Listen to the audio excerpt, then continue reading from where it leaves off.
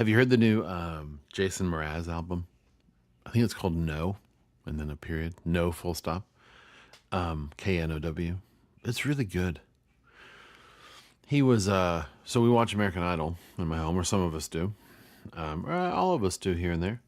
And he was one of the mentors slash duet partners. Duet. He was he sang with a few of the folks, two of the folks, this past Sunday night. Anyway, I really liked the way he interacted with the contestants, and then found out that he and a contestant sang the first single, I guess, from his album. And so I listened to it Monday morning before work, and I was really taken with it. Listened to it again today while I did laundry. I was thinking about how it's just really simple music, I think. The sense I get from him, this is fun because obviously I don't know him. And I've seen him on TV for all of maybe 7 minutes in my life. It seems like he knows the kind of music he makes, and he's really, really, really okay with that. And I love that. It could be. I'm not a musician. I have musicians in my family, and they're amazing. I aren't one. So I don't know if what he's doing is difficult. It just feels like it probably isn't, but then I know that sometimes is part of the genius of geniuses, is that the thing they do looks easy because they've made it look easy when in fact it's really difficult. Even still, I just feel like maybe what Jason Mraz does isn't particularly complicated, although it might require a fair amount of breath based on the way some of his lyrics are delivered. Anyway, all to say this. When it comes to music, it seems, and the music he releases, it seems he knows who he is, and I find that really endearing, and I respect that, and sometimes envy it. And the songs are just fun. They're just really fun. I really enjoy. I'll always love "I'm Yours," by the way, his smash single from some years ago. So anyway, maybe check out Jason Mraz, or maybe don't if you think his music is horrible, in which case you probably wouldn't like this one because I think it's like everything he's done before, but lovely. All that notwithstanding, my name's Steven, and this is Get Tucked, a Don't Trust This Man podcast.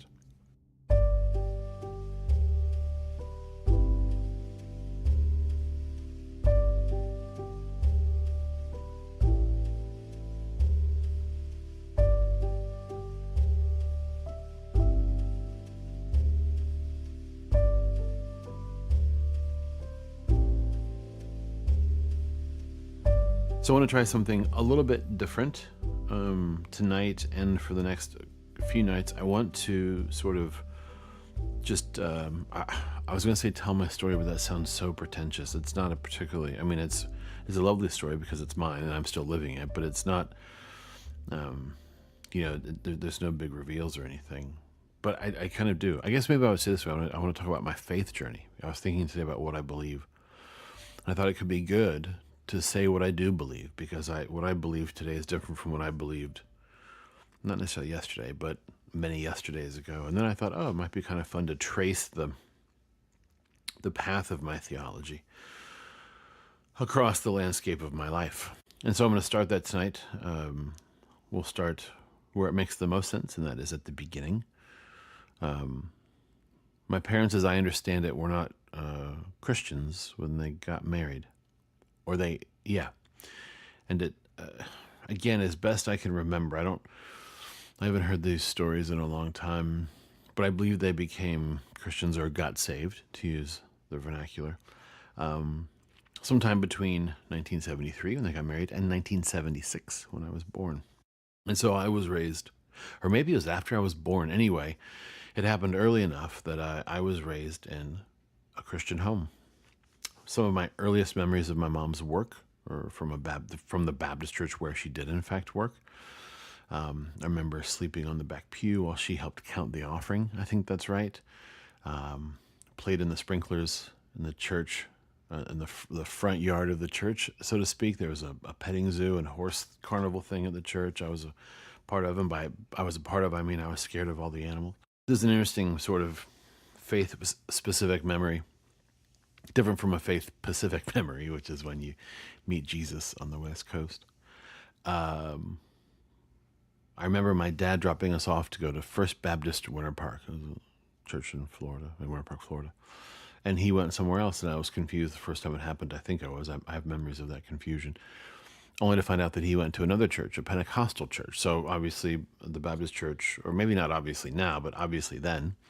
I think there are probably some Baptist churches out there, but anyway, the Baptist church was not Pentecostal, and my dad had heard the sermons from this other church across town, Calvary Assembly of God in Winter Park, Florida, and began going there by himself, which was interesting. Now, my mom was employed by the Baptist church, so it may not, looking back, it might not be as weird as it seemed just because she had to go there.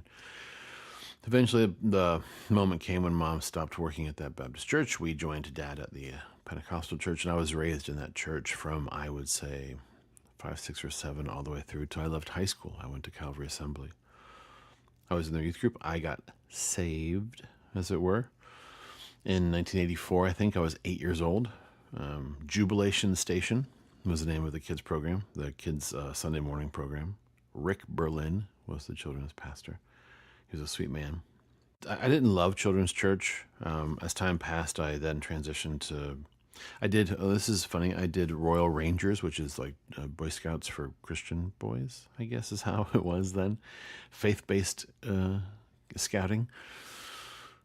Which aren't the Boy Scouts Christians then, where there's all this hullabaloo around the gays and whatnot? Anyway, I did Royal Rangers for about an hour and a half and recognized that it was not for me.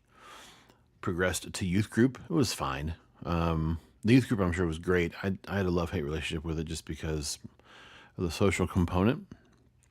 Youth group was called Live Wire. We had T-shirts. It was assumed for me in some ways. What's interesting to me, as I look back on my faith in my childhood and in my young life, on the one hand, as I say, it was assumed. I was raised in a Christian home. We did it. I was compliant as a child, so I would have probably I did whatever Mom and Dad asked in terms of keeping the faith, church attendance, etc. But I also remember a very involved conversational life with God. I have early memories of talking to God. And so, while on the one hand, it was faith was in some sense my inheritance. On the other hand, I think I made it mine. I'm still obviously working that out, but I didn't just go through the motions because Mom and Dad wanted me to. I did that sometimes, but I also really engaged with God in a way that, I remember now these moments of whatever transcendence looks like when you're 14, 15, and 16, these moments when I would feel God's presence or feel like he heard me, whatever it might be. I've always talked to God. And then I left home and went to a Christian college. I only applied to one school, Lee University in Cleveland, Tennessee, a Church of God institution. I was accepted. Accepted by Jesus first and accepted by Lee in a close second.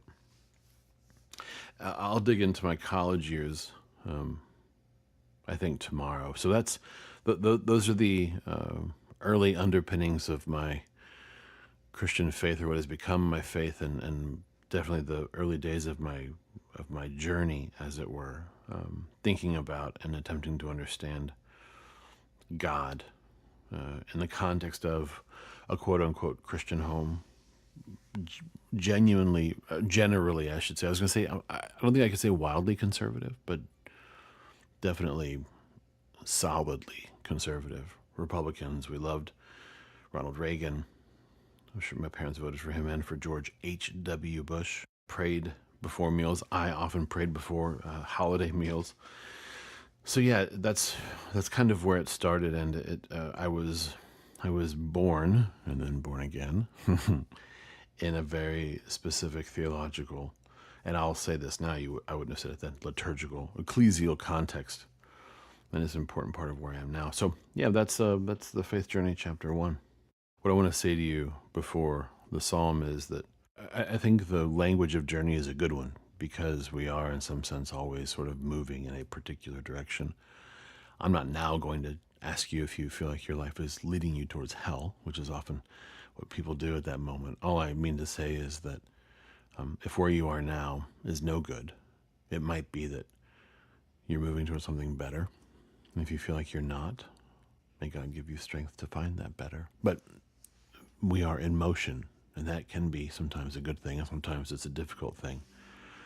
But it occurs to me that it is one of the realities of life we can't do anything about. So wherever you are on your journey, may you be blessed in it. Psalm 20. The Lord answer you in the day of trouble. The name of the God of Jacob protect you. May he send you help from the sanctuary and give you support from Zion. May he remember all your offerings and regard with favor your burnt sacrifices. May he grant you your heart's desire and fulfill all your plans. May we shout for joy over your victory, and in the name of our God set up our banners. May the Lord fulfill all your petitions. Now I know that the Lord will help his anointed. He will answer him from his holy heaven with mighty victories by his right hand. Some take pride in chariots and some in horses, but our pride is in the name of the Lord, our God. They will collapse and fall, but we shall rise and stand upright. Give victory to the King, O Lord. Answer us when we call. May you tonight have some sense that you, in fact, will rise and stand upright. And may you, I pray, have peaceful rest and sweet dreams.